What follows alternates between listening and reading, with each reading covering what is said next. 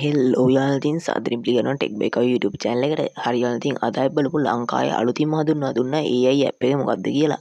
ඉතින් යාළුවනේ මෙන්න මේ app එකත් ChatGPT වගේම app එකක් තමයි. ඉතින් යාළුවනේ වෙනසකට තියෙන්නේ මේ app එක හදලා තියෙන්නේ ලංකාවෙම තමයි.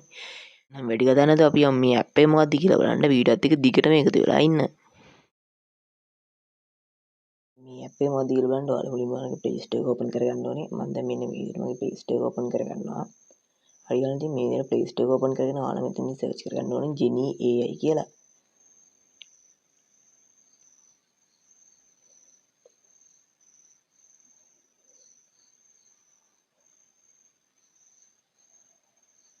හරියට ඉතින් මම මෙතන Genie AI කියලා මෙතන search කරගන්නවා. ඊට පස්සේ ඔයාලට පේනවා මෙන්න මේ වගේ උඩින් වෙනවා Genie AI Super AI app කියලා එකක්. ඊළඟ මෙන්න මේ තමයි අද මම කතා කරන්න යන app එක. ඊළඟ මෙන්න මේක තමයි app එකේ logo එක.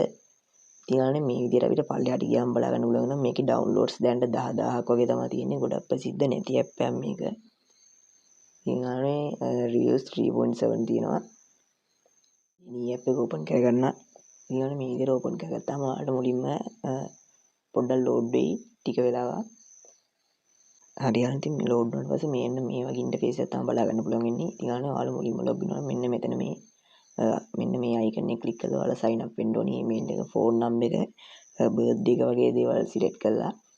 ඉතින් මේ විදිහට sign up වෙලා මෙන්න මේ home icon එකට ගියාම අපිට බලා ගන්න පුළුවන් වෙනවා මෙන්න මේ වගේ ඉන්ටර්ෆේස් එකක්.